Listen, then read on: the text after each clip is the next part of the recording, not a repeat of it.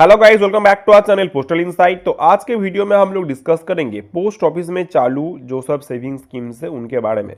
तो देखो, post office में ऐसे टोटल स्क्रीन में दिया हुआ 11 तरीके का स्कीम है जो पोस्ट ऑफिस सेविंग स्कीम में चालू है। हम लोग इनके बारे में हर एक के ऊपर डिटेल में डिस्कस करेंगे, जानेंगे क्या क्या बेनिफिट है इन स्कीम का, क्या क्या क्राइटेरिया होता है, कैसे आप उनका अवेल कर सकते हो, क्या इंटरेस्ट रेट है वगैरह वगैरह। ठीक है।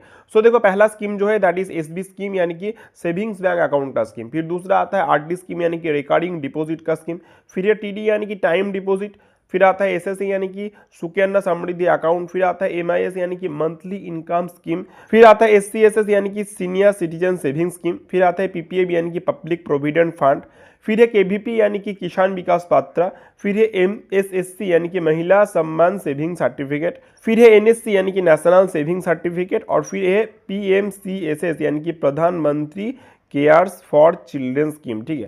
सो देखो, ये जो टोटल 11 तरीके का स्कीम है, अब हम लोग इसका डिटेल जानेंगे, मतलब एक एक करके जानेंगे कि जैसे एसबी स्कीम यानी कि सेविंग्स बैंक अकाउंट का क्या क्या कंडीशंस है, क्या डिटेल्स है, क्या क्राइटेरिया है, कैसे आप अकाउंट खोल सकते हो, कैसे इनका आप लाभ ले सकते हो, इनके बारे में हम लोग डिटेल में आगे एक एक करके जानेंगे। ठीक है। तो देखो, हम लोग पहला जो करेंगे सेविंग स्कीम है दैट इज सेविंग्स अकाउंट यानी कि एसबी अकाउंट के बारे में करेंगे। तो इसका जो की फीचर्स है पोस्ट ऑफिस में उन सब के बारे में पहले जान लेते हैं। सो पहला है, देखो, interest rate that is 4% per annum prescribe by the ministry of finance subject to change. देखो, जो इंटरेस्ट रेट है एसबी स्कीम का पोस्ट ऑफिस का, उसमें देखो 4% पर एनम का इंटरेस्ट दिया जाता है। दैट इज वेरी हाई, मतलब एक सेविंग स्कीम में आपको 4% का इंटरेस्ट मिल रहा है, जो आप बहुत ही मतलब किफायती एक स्कीम है। ठीक है। इसके बाद देखो, यहाँ पे बताया गया इंटरेस्ट क्रेडिट का थोड़ा डिटेल यहाँ पे दिया है आपको। देखो, बोला गया है calculator on the minimum balance between 10 and last day of the month. ये बहुत इंपॉर्टेंट है।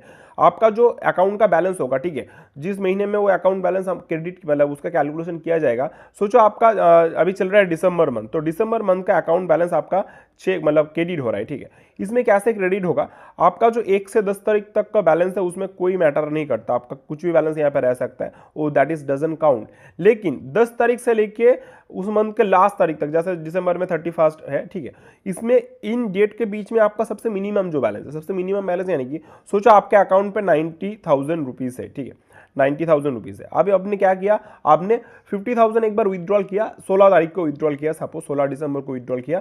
सो आपका 16 दिसंबर का जो आपका बैलेंस हो गया 50,000 विड्रॉल करने के बाद 40,000 बैलेंस हो गया। ठीक है। अब देखो, आपने नेक्स्ट डे ही शायद क्या किया, फिर से 40,000 हो या 50,000 फिर से डिपॉजिट कर दिया, तो आपका बैलेंस देखो 16 तारीख के आपको बैलेंस था 40,000, मीन एक बैलेंस था। आपने फिर से डिपॉजिट किया, सपोज आपने 50,000 ही फिर से डिपॉजिट कर दिया, तो आपका शायद 90,000 बैलेंस फिर से हो गया। लेकिन ऐसा नहीं है कि आपका ज़्यादा दिन तक 90,000 था तो आपका 90,000 के हिसाब से ही आपका मतलब इंटरेस्ट कैलकुलेट होगा, नहीं होगा। आपका जो इंटरेस्ट कैलकुलेट होगा वो कौन से बैलेंस पे होगा, आपका जो मिनिमम बैलेंस है कि एक दिन के लिए भी आपका बैलेंस जो था वो 40,000 था, तो इसी मिनिमम बैलेंस के ऊपर आपका पूरा महीने का हिसाब होगा और पूरा महीने का इंटरेस्ट कैलकुलेट होगा। तो मैं आपको थोड़ा सा यहाँ के इसका डिटेल आपको बता दिया आपको। ठीक है। चलो, इसके बाद हम करेंगे next point that is credited annually end of the financial year. देखो, कैलकुलेशन तो मंथली होगा ही, इस हिसाब से मतलब बैलेंस के बारे में बताया मैंने, कैसा बैलेंस होता है कि किस हिसाब से आपका कैलकुलेशन होता है।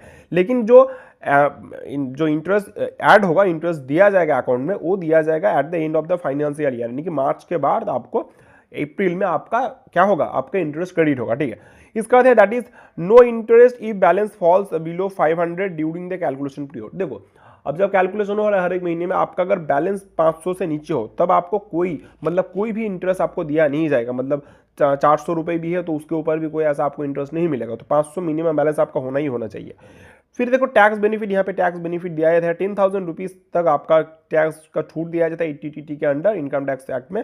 ठीक है। मतलब आपको जो 10,000 रुपये अगर इस सेविंग स्कीम से आपको क्या मिल रहा है, इंटरेस्ट मिल रहा है, उसके ऊपर आपको कोई टैक्स वगैरह नहीं लगेगा। तो that is a very beneficial point of postal saving scheme. ठीक है। तो चलिए हम लोग आगे बढ़ेंगे, लेकिन उससे पहले मैं बता दूं कि अगर आप लोग जीडीएस टू एमटीएस पोस्टमैन या मेल गार्ड एग्जाम के लिए प्रिपरेशन कर रहे हो और आप लोग हमारे मिशन 2026 बैच के साथ जुड़ना चाहते हो, तो हमारा एडमिशन ओपन हो गया है। अगर आप लोग एमटीएस बैच के साथ जुड़ना चाहते हो, जिसमें देखो हम लोग का पेपर 1 है, पेपर 1 में पीओ गाइड पार्ट 1 होता है, वॉल्यूम 5 होता है, फिर जनरल अवेयरनेस और नॉलेज होता है और बेसिक अरिथमेटिक होता है। तो हम लोग ये चारों का चारों पार्ट यहाँ पे कवर करेंगे। इसमें आपको 2 तरीके का क्लास मिलेगा। पहला होगा मटेरियल्स हम लोग देंगे जो पीडीएफ फॉर्मेट में आपको प्रोवाइड किया जाएगा, और साथ ही साथ रिकॉर्डेड क्लासेस भी मिलेगा इन सब क्लासेस का। तो इसका जो कोस्ट प्राइस होगा दैट इज 999 है, लेकिन ऑफर में आपको 599 में मिल रहा है। और इसके साथ दूसरा तरीके का जो क्लास है उसमें आपको मटेरियल्स रिकॉर्डेड क्लास के साथ साथ 4 मंथ का लाइव क्लासेस का सपोर्ट भी दिया जाएगा। इसका जो कोर्स प्राइस है दैट इज 1399, बट आपको ऑफर में 999 में मिल रहा है। इसमें देखो जो 4 महीने का लाइव क्लास होगा उसका 3 महीना इन कोर्स होगा और 1 महीना होगा एग्जाम से पहले, ताकि जो भी अपडेट वगैरह हो उनके बारे में हम लोग डिटेल में डिस्कस कर पाए, ठीक है। फिर उसके बाद हम लोग करेंगे जो दैट इज पोस्टमैन एग्जाम का अगर प्रिपरेशन आप लोग ले रहे हो तो उसमें देखो पेपर 1 भी होगा, यानी कि जो पहला वाला MTS पेपर है वो तो सब इसी में इंक्लूड हो रहा है, और साथ ही साथ पेपर 2 भी होगा। पेपर 2 में देखो कुछ पीओ गाइड का पार्ट 1 में कुछ ऐसा पार्ट है जो पेपर 1 में नहीं होता, वो सब होता है। फिर उसके साथ पेपर वॉल्यूम 6 हम लोग करेंगे, वॉल्यूम 6 का पार्ट 3 होगा, वॉल्यूम 7 भी करवाएंगे हम लोग उसमें। और उसके साथ देखो यहाँ पे भी 2 तरीके का कोर्स है, पहला है मटेरियल्स और रिकॉर्डेड क्लासेस का, जिसका कोर्स प्राइस 1299 है, लेकिन ऑफर में आपको 899 पे मिल रहा है। और मटेरियल्स एंड रिकॉर्डेड क्लासेस का साथ आपको 4 मंथ्स का लाइव सपोर्ट यहाँ पे भी मिल रहा है, जिसका कोर्स प्राइस आप लोगों को 1699 के बदले में 1299 पे मिल रहा है। अब अगर आप लोग इस कोर्स के साथ जुड़ना चाहते हो या तो और भी डिटेल में इनके बारे में जानना चाहते हो तो हमें इस नंबर पे व्हाट्सअप कर सकते हो, या तो हमारे टेलीग्राम चैनल पे ज्वाइन कर सकते हो। इस आपको डिस्क्रिप्शन पे जो होगा टेलीग्राम चैनल का लिंक भी प्रोवाइड कर दिया जाएगा। पोस्टल इनसाइड बोल के हम लोग का टेलीग्राम चैनल है, ठीक है। चलिए इसका नेक्स्ट हम करेंगे डिपॉजिट एंड विड्रॉल का रूल्स के बारे में जानेंगे। तो डिपॉजिट विड्रॉल रूल्स में क्या है, देखो मिनिमम आपको ओपनिंग बैलेंस 500 रुपीज होना चाहिए, ठीक है। फिर सब्सिक्वेंट जो मिनिमम डिपॉजिट है आप 10 रुपए तक डिपॉजिट कर सकते हो, मतलब मिनिमम आप 10 रुपए हो तो आप अपने अकाउंट पर डिपॉजिट करवा सकते हो, ठीक है। और विड्रॉल का मिनिमम रूल है, मिनिमम 50 रुपीज विड्रॉल कर सकते हो। आपको विड्रॉल करना है तो आपको मिनिमम 50 रुपीज का अमाउंट विड्रॉल करना पड़ेगा। मैक्सिमम डिपॉजिट लिमिट आपका कोई अपर लिमिट नहीं है, आप कितना भी अमाउंट अपने सेविंग स्कीम में आप सेव कर सकते हो, ठीक है। सेविंग स्कीम का एक बेनिफिट है क्या, देखो यहाँ पे जो दिखाया ना डिपॉजिट विड्रॉल, इसका मतलब क्या है, आप कभी भी अपना पैसा उस सेविंग्स खाते में आप डाल सकते हो, आप पैसा अपना उठा सकते हो। This is a very important fact that आप कभी भी अपना पैसा डाल सकते हो, मतलब आपका ही पैसा है, आपको जब जरूरत पड़े आप उसको निकाल लो, आपको कुछ ज्यादा प्रोसीड्यूर करने का जरूरत नहीं है, कोई डॉक्यूमेंटेशन का जरूरत नहीं, आप अपना पैसा कभी भी डाल सकते हो, कभी भी निकाल सकते हो, और अच्छा आपको इंटरेस्ट भी यहाँ पे मिल रहा है, ठीक है। इसका नेक्स्ट है दैट इज बैलेंस रिक्वायरमेंट, आपको must maintain minimum balance of 100 all the time. आपको 500 रुपये का मिनिमम बैलेंस मेंटेन करना ही पड़ेगा इस अकाउंट पे। अगर आपने मेंटेन नहीं किया, if the balance falls under 500 तो आपको 50 रुपीज़ मेंटेनेंस फी देना डिडक्ट होगा पर ईयर, ठीक है। आपको मतलब हर एक साल आपको 50 रुपये का मेंटेनेंस फी डिडक्ट होगा और आपका बैलेंस वहाँ से कम हो जाएगा। और इफ बैलेंस बिकम्स जीरो, ऐसे ही देखो डिडक्ट होता होता गया, आपका बैलेंस 500 से कम है और आपका बैलेंस जीरो हो गया तो उसमें क्या हो गया, अकाउंट ऑटोमेटिकली आपका क्लोज करवा दिया जाएगा, ठीक है। समझ में आ रहा है ना, तो ऐसा होता है। इसका नेक्स्ट देखते हैं हम एलिजिबिलिटी में, देखते हैं मतलब कौन कौन ये अकाउंट खोल सकते हैं वो देखते हैं। पहला तो रेसिडेंट ऑफ इंडिया होना चाहिए। दूसरा है टाइप ऑफ अकाउंट होल्डर में, देखो 2 तरीके का अकाउंट होल्डर होता है, पहला होता है सिंगल अकाउंट और दूसरा होता है जॉइंट अकाउंट। जॉइंट अकाउंट में देखो टोटल 3 एडल्ट आपका जॉइंट अकाउंट खोल सकता है, एक साथ खोल सकता है। इसमें भी 2 तरीके का, पहला है जॉइंट ए और जॉइंट बी। जॉइंट ए जो होता है उसमें joint operate jointly by all and the survivors jointly, मतलब इसमें आपको जो भी जॉइंट अकाउंट होल्डर है सभी को आना पड़ेगा उसको अकाउंट को मेंटेन करने के लिए, मतलब पैसा विड्रॉल करना हो या कुछ भी करना हो उसमें आपको दोनों मेंबर को आना पड़ेगा, ठीक है। मतलब अगर 2 मेंबर है, दोनों को 3 मेंबर हो तो तीनों को आना पड़ेगा, मतलब कोई एक आकर नहीं कर सकता। लेकिन जॉइंट बी में आपको सुविधा मिलेगा कि कोई भी ऑपरेटेड बाय ओनली वन और द सर्वाइवर, मतलब कोई एक आके ही, जॉइंट भी अगर आपका अकाउंट है तो दोनों हो तो दोनों में से कोई एक आ गया तो उसके अकाउंट को ऑपरेट कर पाएगा, ठीक है। इसका नेक्स्ट है guardian on behalf of minor और पर्सन ऑफ अनसोल्ड माइंड, ये भी खोल सकता है कोई माइनर के गार्जियन आपके बिहाफ को अकाउंट आपको खोल के दे सकता है। और अगर माइनर अभाव 10 ईयर का हो, माइनर की एज अगर 10 साल से ज्यादा हो तो ही कैन और सी कैन ओपन और ऑपरेट इंडिपेंडेंटली, मतलब वो अपना अकाउंट खोल सकता है और इंडिपेंडेंटली ऑपरेट भी कर सकता है, ठीक है। फिर बताया गया 1 अकाउंट पर इंडिविजुअल एज सिंगल होल्डर, एक आदमी एक ही सिंगल अकाउंट खोल सकता है, ठीक है। मतलब आप पोस्ट ऑफिस में एक अकाउंट से ज्यादा सिंगल अकाउंट नहीं खोल सकता, आपका एक ही सिंगल अकाउंट होगा, ठीक है। एक ही एसबी अकाउंट कर सकता है, ओपन कर सकते हो। नेक्स्ट है दैट इज कन्वर्सन। कन्वर्सन क्या है, अगर single account can not be converted into joint and vice versa, मतलब आप सिंगल अकाउंट को जॉइंट बना दिया, आपने जॉइंट अकाउंट को सिंगल बना दिया, ऐसा आप नहीं कर सकते, ठीक है।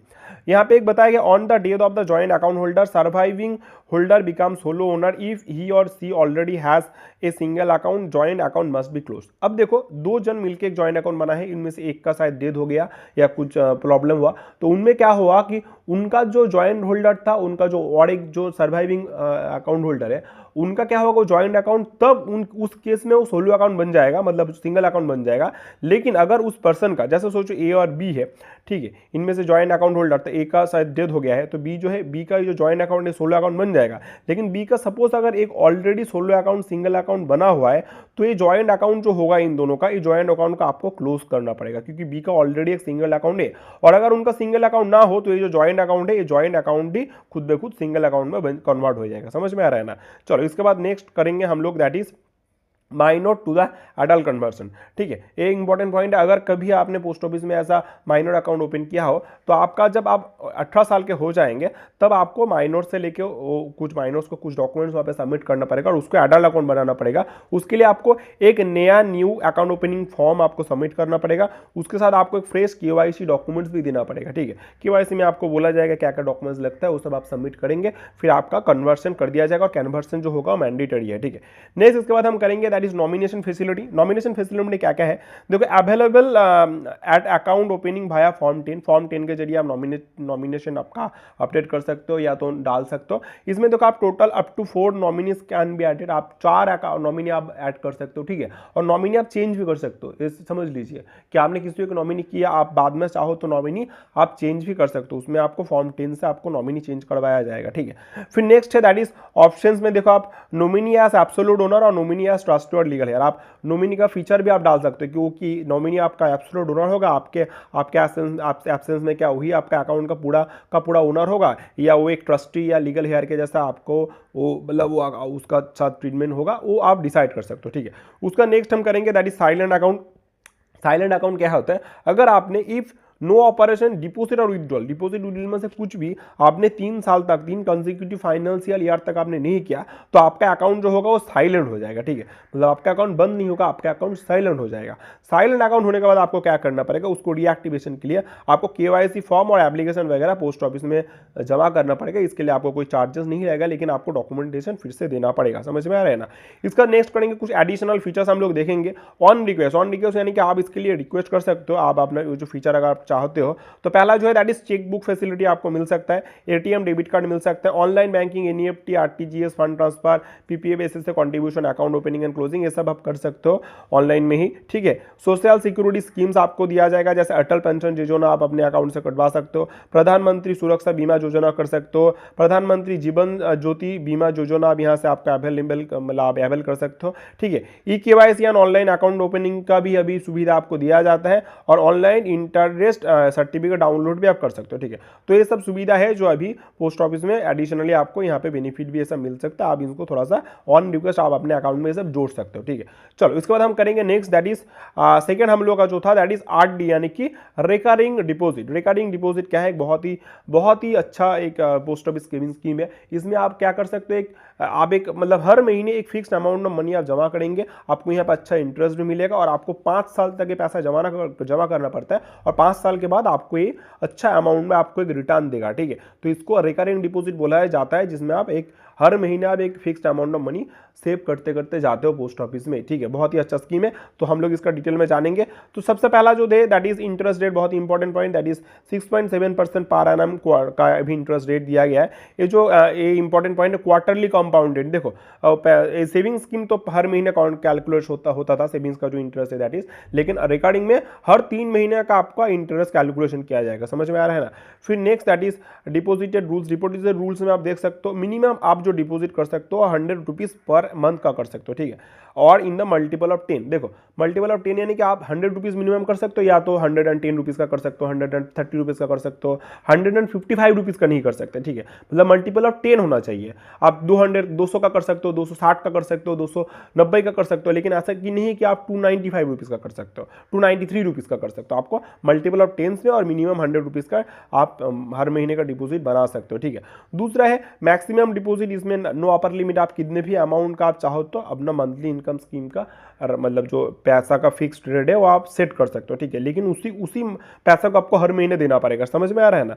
चलो इसके बाद नेक्स्ट है that is deposit timing. Deposit timing देख लो, यहाँ पे एक इंपॉर्टेंट पॉइंट आपको समझ में आना चाहिए, that is if account open before 16th of a month. अगर कोई अकाउंट उस महीने के 16 तारीख से पहले ओपन किया जाए तो सब्सिक्वेंट डिपॉजिट जो होगा वो 15 तारीख के अंदर ही, मतलब उस महीने का हर एक महीने का 15 तारीख के अंदर ही आपको देना पड़ेगा। मतलब आपने 16 तारीख के पहले ओपन किया अकाउंट तो आपका जो उस महीने का लास्ट डिपॉजिट डेट है वो आपका 15 तारीख का है, ठीक है। लेकिन अगर आपने 16 तारीख और से लेके उस महीने के आखिरी तक अगर आपने क्या किया हो, आपने अकाउंट ओपन किया हो, तो आपका जो डिपॉजिट लास्ट डेट होगा डिपॉजिट का वो होगा उस महीने का, हर एक महीने का जो लास्ट वर्किंग डे हो। यानी कि आपने 16 तारीख से पहले अकाउंट ओपन किया तो आपका लास्ट डिपॉजिट डेट होगा 15, 16 तारीख या 16 तारीख के बाद ओपन किया है तो आपका लास्ट डिपॉजिट होगा उस महीने का आखिरी डेट। समझ में आ रहा है ना, इंपॉर्टेंट पॉइंट है। सो इसके बाद हम करेंगे डिफॉल्ट रूल्स के बारे में हम देखेंगे। तो देखो डिफॉल्ट रूल्स क्या होता है, मतलब जो हमने अभी थोड़ी देर पहले देखा कि अगर 16 तारीख से पहले अगर आपको अकाउंट है तो आपको 15 तारीख तक आपको क्या करना पड़ेगा, प्रीमियम देना पड़ेगा। और अगर 16 तारीख के बाद आपने ओपन किया था तो मंथ का जो लास्ट डेट है 30 हो या 31 हो जो भी हो या 28 हो जो भी हो, उस तक आपको अपना फीस मतलब अपना जो प्रीमियम वो सबमिट करना पड़ता है। अगर आपने इस टाइम पीरियड तक नहीं किया तो आपको एक डिफॉल्ट पड़ जाएगा। अब ये जो डिफॉल्ट का है उसका रूल देखो क्या है, अगर आपने अप टू 4 डिफॉल्ट मतलब 4 ऐसा डिफॉल्ट आपने मतलब 4 महीने तक ऐसे आपने पैसा नहीं दिया, पेमेंट नहीं दिया, मतलब फिर अपना प्रीमियम सबमिट नहीं किया, तो उसमें क्या होगा, आपको अकाउंट फिर भी आप रेगुलराइज कर पाएंगे। कैसे? By extending maturity by equal months and deposit arrears plus default fee, ठीक है। मतलब आपको देखो जिस टाइम मतलब जितने टाइम पीरियड तक आपने प्रीमियम नहीं दिया उसका जो एरिया है मतलब टोटल जो अमाउंट आपको तो सबमिट करना पड़ेगा। साथ ही साथ आपको जो डिफॉल्ट फी है डिफॉल्ट फी भी आपको सबमिट करना पड़ेगा। और ये करने के बाद आप अपने अकाउंट नॉर्मली, कुछ अलग प्रोसेस नहीं होगा, आप नॉर्मली अपना अकाउंट चालू कर पाएंगे, ठीक है। और डिफॉल्ट फी जो अभी हमने देखा, डिफॉल्ट फी क्या होता है, डिफॉल्ट फी जनरली होता है ₹1 डिफॉल्ट फी होता है पर 100 डिनोमिनेशन इंस्टॉलमेंट के लिए। मतलब अगर आपने क्या किया, आपका मंथली इंस्टॉलमेंट क्या है, मंथली इंस्टॉलमेंट ₹100 है, तो आपने अगर नहीं सबमिट किया तो आपको पहले मंथ में आपका जो डिफॉल्ट फी पड़ेगा, एक महीने के लिए जो डिफॉल्ट फी पड़ेगा वो ₹1 पड़ेगा, ठीक है, ₹1। So this is the default fee जो कैलकुलेशन होता है, इस हिसाब से कैलकुलेशन होता है। देखो यहाँ पे लिखा है installment per month delay proportionate for other amounts, ठीक है। ऐसे ही नॉर्मली अगर आप किसी और अमाउंट का भी करेंगे तो इसी प्रोपोर्शन में आपको हिसाब करवाया जाएगा। नेक्स्ट है देखो that is more than 4 defaults. अगर आपने क्या किया कि 4 डिफॉल्ट होने के बाद आपने फिर भी डिपॉजिट नहीं किया, आपने अकाउंट रेगुलराइज नहीं किया, तब आपका क्या होगा, तब आपका अकाउंट क्या होगा, डिसकंटिन्यू हो जाएगा, ठीक है। लेकिन इस डिसकंटिन्यू अकाउंट को भी आप फिर से मतलब चालू कर सकते हो, लेकिन उसका भी एक लिमिट है। उसके बाद आप 2 महीने का आपका टाइम मिलेगा, मतलब टोटल 6 महीने तक आपका ऐसा चलेगा। 6 महीने के टाइम पीरियड के अंदर यानी कि 4 मंथ के बाद और 6 महीने तक आप क्या कर सकते हो, आप उसको रिवाइव कर सकते हो, ठीक है। रिवाइव का प्रोसेस होगा, रिवाइव के लिए आपको मतलब डॉक्यूमेंटेशन वगैरह वगैरह सबमिट करना पड़ेगा, तो उसमें आपका अकाउंट रिवाइव हो जाएगा। लेकिन अगर आपने तब भी नहीं दिया, 6 महीने भी आपका क्रॉस कर गया, तब आपका अकाउंट पूरा एकदम क्या होगा, उस टाइम वहाँ पे फ्रीज हो जाएगा।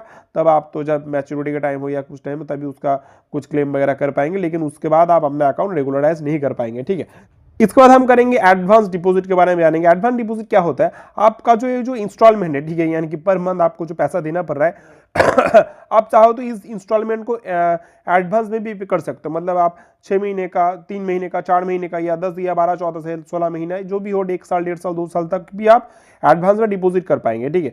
तो वो डिपॉजिट का क्या क्या रूल्स हम देख लेते हैं। आप अप टू 5 ईयर्स मतलब आप चाहो तो 5 महीने 5 साल का पूरा एडवांस में भी पे कर सकते हो, ठीक है। इसमें क्या होगा, आपको जो रिबेट दिया जाएगा, रिबेट यानी कि आपको कुछ पैसा रिटर्न नहीं मिलता है इसमें, वो क्या होता है, एक 100 डिनोमिनेशन अकाउंट हम मान के चलते हैं, जो पर महीने आपको ₹100 देना पड़ता है, वो ऐसा अकाउंट। उसमें क्या होगा, अगर 6 महीने से लेकर 11 मंथ तक आपका एडवांस डिपॉजिट होगा तो उसमें आपको 10 रुपए का रिबेट मिलता है। और अगर आपका क्या होगा, 12 महीने से ज़्यादा का अगर आप एडवांस डिपॉजिट करेंगे तो उसमें क्या होगा, 12 महीने के लिए आपको जो होगा वो ₹40 का रिबेट मिलेगा। और उसके बाद जो बाकी जो अमाउंट होगा, मतलब बाकी आपने सोचो और 6 महीना प्लस का आपने किया, जैसे यहाँ पे दिया था बाकी 6 से 11 महीना, मतलब वो आपने शायद 18 महीने उससे ज़्यादा दिया, तो उसमें फिर से ₹10 के हिसाब से आपको रिबेट दिया जाएगा। और अगर आपने उसमें भी क्रॉस कर दिया, यानी कि ये तो 12 महीना हो गया, इसमें आपका 11 महीने तक आपको ₹10 के हिसाब से मिलता है, ठीक है। लेकिन अगर 11 महीनों के फिर से यहाँ पे फिर से 12 महीने 2 साल कंप्लीट हो जाए तो यहाँ पे भी जैसे आपको ₹40 का मिल रहा था, यहाँ पे भी आपको ₹40 का ही रिबेट मिलेगा, ठीक है। फिर उसके बाद फिर सिमिलरली उसी हिसाब से कैलकुलेशन होगा। तो ये हो गया रिबेट का कुछ कैलकुलेशन का हिसाब। इसके बाद हम देखते हैं that is loan facility. Loan facility क्या होता है, आपको आरटी में लोन मिलता है, ठीक है। लोन कैसे मिलता है, available after 1 year with 12 successful monthly deposit, मतलब 12 सक्सेसफुल मंथली डिपॉजिट के बाद यानी कि 1 साल के बाद आपको उसमें लोन मिलेगा। लोन का क्या फैसिलिटी है, मैक्सिमम लोन होता है आपका 50% ऑफ द डिपॉजिट मेड, आपने जो डिपॉजिट किया है उसके 50% आपको लोन मिल सकता है। उसमें क्या होगा, आपको जो इंटरेस्ट रेट मिलेगा वो कैसा मिलेगा, आरडी का जो रेट है उसके साथ 2% ऐड होगा और उसका सिंपल इंटरेस्ट के हिसाब से आपका क्या होगा, जो मतलब लोन का क्या इंटरेस्ट है वो कैलकुलेशन होगा। ठीक है, तो एक प्रोसेस है, मतलब आपका जो भी आरडी का रेट है उसके साथ 2% ऐड करके सिंपल इंटरेस्ट के हिसाब से आपका लोन का इंटरेस्ट कैलकुलेट हो रहा है। इसको हम करेंगे that is loan payable in lump sum और ईएमआई। आप एक बार में भी 2-3 बार में, एक बार में भी चाहे तो आप पैसा पे कर सकते हो, या तो ईएमआई के हिसाब से भी आप उसका रिटर्न कर सकते हो, जो आपने लोन लिया तो उसको रिपे कर सकते हो। ठीक है, इसके बाद if unpaid till maturity are dues are adjusted from the maturity proceeds. ठीक है, अगर आपने मैच्योरिटी तक भी आपका जो लोन है वो अनपेड रह जाए तो आपको मैच्योरिटी के टाइम वो एडजस्ट करवा दिया जाता है। ठीक है, चलो इसके बाद हम करेंगे next point that is premature closure. आप prematurely RD account close भी कर सकते हो। उसके लिए आपको क्या करना पड़ेगा, only allowed after 3 years from the opening date. आपने जब ओपन किया था अकाउंट उसके 3 साल बाद आप चाहे तो अपना अकाउंट प्री मैच्योर क्लोज भी कर सकते हो। मतलब आपने मैच्योर नहीं हुआ अकाउंट लेकिन फिर भी आपने उसको क्लोज कर दिया। ठीक है, इसमें क्या होगा, if close before maturity even 1 day before savings account interest rate will be applicable and lower return. मतलब इसमें क्या होगा, आपने सोचो प्री मैच्योर क्लोजर किया, आपका मैच्योरिटी है उससे अगर एक दिन पहले भी आपने प्री मैच्योर कर लिया तो आपको आरडी का जो इंटरेस्ट वो अब नहीं मिलेगा। आप आपको उसमें क्या होगा, आपको उसका एसबी मतलब सेविंग्स अकाउंट का जो इंटरेस्ट रेट है उस हिसाब से आपको क्या होगा, आपको मतलब इंटरेस्ट मिलेगा। ठीक है, चलो इसके बाद क्या है, that is accounts with advance deposits can not be close प्रीमैच्योरली until that period. बहुत इंपॉर्टेंट पॉइंट है। सोचा आपने क्या किया, आपका 3 साल हो गया है लेकिन आपने क्या किया, 6 महीने का एडवांस डिपॉजिट करके रखा है आपने, मतलब 3.3 ईयर्स एंड 6 मंथ्स आपका डिपॉजिट हो रहा है। ठीक है, इस हिसाब से अब हुआ है सिर्फ 3 साल, आप देख रहे हो 3 साल हो गया, अब मैं इसको प्री मैच्योर क्लोज कर देता हूं, लेकिन ऐसा नहीं होगा। ठीक है, आपको क्या करना पड़ेगा, 3 साल और 6 महीना खत्म होने का जो एडवांस डिपॉजिट हमने करके रखा है उसको खत्म होने का आपको वेट करना पड़ेगा, तभी आप जाके उसको क्लोज पाएंगे। एक भी एक इंपॉर्टेंट पॉइंट है। ठीक है, इसको हम करेंगे that is maturity rules. Maturity rules क्या क्या है, देखो टेन्योर है 5 ईयर्स का टेन्योर होता है, यानी कि 60 मंथली डिपॉजिट का टेन्योर होता है। इसको आप एक्सटेंड कर सकते हो। आप कैसे एक्सटेंड कर सकते हो, can extended by another 5 years by application. आप चाहो तो इसको और 5 साल के लिए भी इस आरडी अकाउंट का आप एक्सटेंड करवा सकते हो। ठीक है, इसके बाद that is account can be left idle without fresh deposits and retain up to 5 years after maturity. आप चाहो तो उसमें क्या कर सकते हो, आप उस अकाउंट को ऐसे ही रख सकते हो। ठीक है, मतलब आप कोई फ्रेश डिपॉजिट और करेंगे नहीं, लेकिन आपका अमाउंट वो ऐसे ही पड़ा रहेगा और ये भी आप 5 साल का मैच्योरिटी मतलब रिटेन अप टू 5 ईयर्स और आफ्टर मैच्योरिटी, आप मैच्योरिटी का 5 साल तक आपको इसके से ऐसे आइडियली रख सकते हो। ठीक है, आप उसको मतलब उसके हिसाब से आपको कैलकुलेशन करके इंटरेस्ट भी दिया जाएगा। ठीक है, चलो इसका नेक्स्ट करेंगे that is death of the account holder. अगर कोई अकाउंट होल्डर का डेथ हो जाए तो उसमें क्या होगा, आपका जो नॉमिनी होगा या तो लीगल हेयर होगा, उसको क्या होगा, can claim the balance at the post office. वो पोस्ट ऑफिस में उसका आपका जो आरडी का अमाउंट था उसको क्लेम कर सकते हैं। ठीक है, उसमें क्या होगा, प्रोटेक्टेड सेविंग स्कीम क्या होगा, in some cases maturity value is fully repayable on death. ठीक है, कुछ केसेस में ऐसा क्या होता है कि मैच्योरिटी वैल्यू जो होता है वो पूरा का पूरा मैच्योरिटी वैल्यू आपको डेथ के टाइम आपको प्रोवाइड मतलब वो दिया जाता है। ठीक है, उसका नेक्स्ट है that is nominee legal heir may also continued RD till maturity by transferring account to their name. देखो क्या होता है, नॉमिनी और जो लीगल हेयर होता है वो चाहे तो क्या कर सकते हो, वो चाहे तो अपना जो ये जो अकाउंट था उन किसके नाम पे, जो ओरिजिनल अकाउंट होल्डर था उसका नाम पे था, वो चाहे तो उस अकाउंट का नाम अपने नाम पे चेंज कर सकता है। और ये जो आरडी चल रहा था उस आरडी शायद उसने 3 साल तक कंप्लीट किया था या 3.5 ईयर्स तक उसने कंप्लीट किया था, तो चाहे तो क्या कर सकते, उसके बाद बाकी अमाउंट वो डिपॉजिट कर सकता है और इस अकाउंट को एकदम मतलब कंप्लीट जो टेन्योर है कंप्लीट टेन्योर तक उसको लेके जा सकते हैं। ठीक है, मतलब वैसे भी किया जा सकता है। नेक्स्ट इसके बाद हम करेंगे जो स्कीम है that is national savings time deposit यानी कि टीडी अकाउंट। ठीक है, तो टीडी अकाउंट का आप पहले देखिए जो इंटरेस्ट रेट है बहुत ही इंपॉर्टेंट पॉइंट होता है, दैट इज 1 साल का टीडी का भी इंटरेस्ट रेट चल रहा है 6.9%, 2 साल टीडी का इंटरेस्ट रेट चल रहा है 7%, 3 साल का चल रहा है 7.1% और 5 साल का चल रहा है 7.5%। ठीक है, बहुत ही अच्छा रिटर्न यहाँ पे मिलता है। टीडी क्या होता है, टीडी मतलब आप एक टाइम पीरियड के लिए आपने क्या किया, जैसे यहाँ पे टाइम पीरियड दिया गया है 1 साल 2 साल 3 साल या 5 साल, और एक टाइम पीरियड के लिए आपका एक मनी आपका एक अमाउंट क्या कर रहे हैं, डिपॉजिट करके रख रहे हैं, ठीक है। और इसमें आपको एक अच्छा खासा आपको इंटरेस्ट भी मिल रहा है, ठीक है। तो यही है, इसमें आपको इंटरेस्ट मिलेगा। जो इंटरेस्ट मिलेगा आप उसको कैसे, मतलब उसको कैसे यूज़ कर सकते हो, आपको कैसे इसका प्रोसीड्यूर है वगैरह वगैरह हम आगे जान के जानेंगे, ठीक है। तो चलो देखो, सबसे पहला तो that is interest compounded quarterly and paid annually. Important point है यहाँ पे भी, जो है इंटरेस्ट जो है क्वार्टरली यानी कि हर एक 3 महीने में आपका इंटरेस्ट कैलकुलेट होगा और उसका जो पेमेंट आपको होगा वो एनुअली आपको पे कर दिया जाएगा, ठीक है। अगर आपका 4-3 साल का स्कीम भी है तब भी आपका जो इंटरेस्ट होगा आपको 1 साल बाद ही मिल जाएगा। यहाँ पे मैं एक चीज़ बता दूँ, आपका जो टीडी अकाउंट होगा, आपका इंटरेस्ट टीडी अकाउंट में क्रेडिट नहीं होगा, आपको एक एसबी सेविंग्स अकाउंट होना जरूरी है, ठीक है। वो जो आपका टीडी अकाउंट का इंटरेस्ट है वो आपके सेविंग्स अकाउंट में हर साल आपको ऐड कर दिया जाएगा। समझ में आ रहा है ना, मतलब इसका जो मैच्योरिटी होने के बाद उसका पेमेंट भी इस एसबी अकाउंट में ही आपको मिलेगा और जो इंटरेस्ट का रेट होगा आपको हर साल जो इंटरेस्ट मिलेगा उसका भी आपका इस एसबी अकाउंट में ही आपका क्रेडिट होता रहेगा। समझ में आ रहा है, मतलब आपके एसबी अकाउंट में क्रेडिट हुआ मतलब आपको इस इंटरेस्ट को आप उठा भी सकते हो। 1 साल बाद आपको इंटरेस्ट मिला, आपने उस इंटरेस्ट को विड्रॉल कर लिया, ये भी आपको होगा क्योंकि आपके एसबी अकाउंट में है और एसबी अकाउंट से पैसा कभी भी आप निकाल सकते हो, जमा भी कर सकते हो, ठीक है। चलो इसके बाद हम देखते हैं डिपॉजिट अमाउंट, ठीक है। डिपॉजिट अमाउंट क्या है, आप कितना पैसा एक टीडी अकाउंट में डिपॉजिट कर सकते हो। देखो आपको मिनिमम 1000 रुपए का डिपॉजिट करना पड़ेगा और आप 1000 रुपए के बाद मल्टीपल ऑफ 100 के हिसाब से आप कितने अमाउंट का भी क्या कर सकते हो, टीडी बना सकते हो। यानी कि आप 1000 रुपए का मिनिमम टीडी बना सकते हो, आप 1100 रुपए का टीडी भी बना सकते हो अपने लिए, आप 1500 रुपए का टीडी भी आप अपने लिए बना सकते हो, आप 20,000 का टीडी भी अपने लिए बना सकते हो, आप क्या कर सकते हो 2 लाख रुपए का टीडी भी आप अपने लिए बना सकते हो, ठीक है। तो ये तो सब है, आप कितने अमाउंट का टीडी बना सकते हो ये आप उस हिसाब से देखा जाएगा, ठीक है। चलो मैक्सिमम लिमिट हम देख लेते हैं, कोई भी लिमिट यहाँ पे आपका है नहीं, आप मैक्सिमम कितने भी अमाउंट का आप अपने लिए टीडी अकाउंट बना सकते हो, ठीक है, नो लिमिट है यहाँ पे।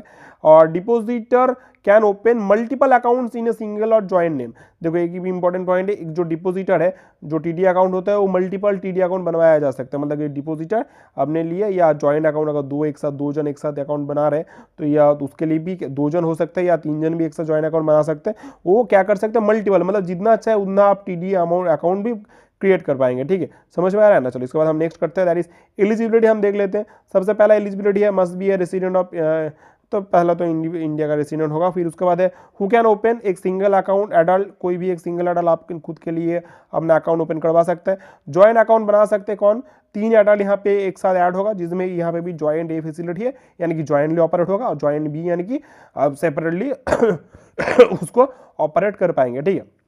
चलो इसका नेक्स्ट है दैट इज ए गार्जियन अपने माइनर या पर्सन विद अनसोल्ड माइंड के लिए भी टीडी अकाउंट बनवा सकता है और माइनर का एज अगर 10 साल का हो तो वो अपने लिए अकाउंट बना सकता है और अगर 10 साल से ज़्यादा अगर होगा तो उसके अपने लिए अपने नाम पे अपना अकाउंट बना सकता है। और on obtaining 18+ must be KYC यानी ये अकाउंट ओपनिंग फॉर्म आपको सबमिट करना पड़ेगा उस माइनर अकाउंट को एडल्ट अकाउंट में कन्वर्ट करने के लिए।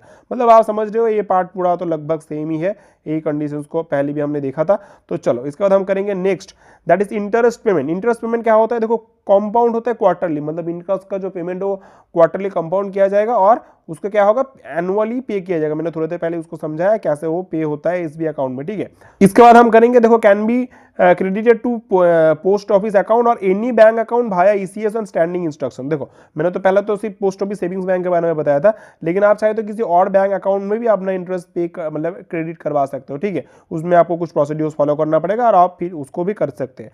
नेक्स्ट है that is no additional interest earn if annual interest is not withdrawn, ठीक है। मतलब कोई ऐसा नहीं अलग से कोई इंटरेस्ट मिलेगा अगर आपने एनुअल इंटरेस्ट विथड्रॉ नहीं किया तब भी।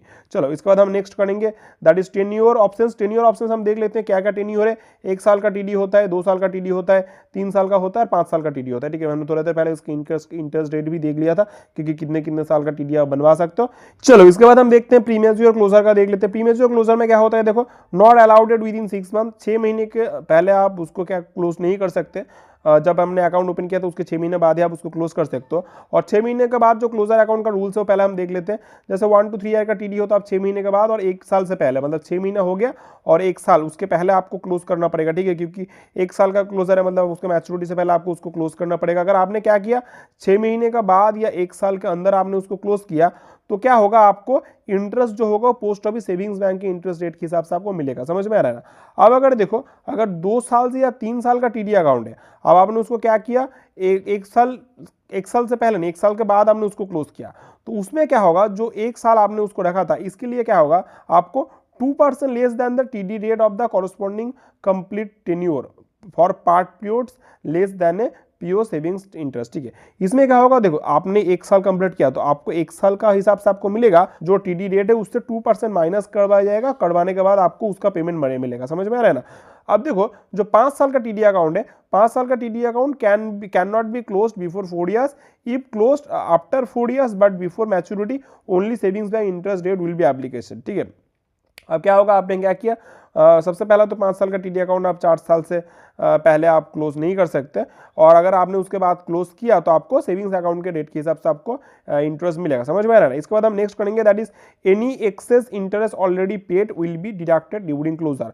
अब देखो कुछ ऐसा हुआ कि आपको एक्सेस अमाउंट कुछ इंटरेस्ट पे हो गया है, फिर आपने अकाउंट क्लोज कर दिया, या कुछ भी हुआ, कुछ ऐसा कंडीशन हो गया है, तो उसमें क्या होगा, आपको अकाउंट क्लोजर के साथ टाइम को एडजस्ट किया जा सकता है। ठीक है, मतलब आप समझ लीजिए, कोई अगर आपको गलत पेमेंट हो गया या कुछ इधर उधर एडवांस पेमेंट हो गया, एक्सेस पेमेंट हो गया, तो उसका कैलकुलेशन होगा, मतलब आप लास्ट में जाके देखेंगे उसका आपको उसने क्या होगा, उनका एडजस्ट करके वो लोग आपको क्लोजर का अमाउंट देंगे। ठीक है, चलो इसके बाद हम करेंगे दैट इज एक्सटेंशन फैसिलिटी। मतलब यहाँ पे भी आप चाहे तो अकाउंट को एक्सटेंड कर सकते हो। एक्सटेंशन में क्या है, ऑन मैच्योरिटी अकाउंट में भी extended for the same term as original opened, that is 1 year, another 1 year and 5 year, another 5 year।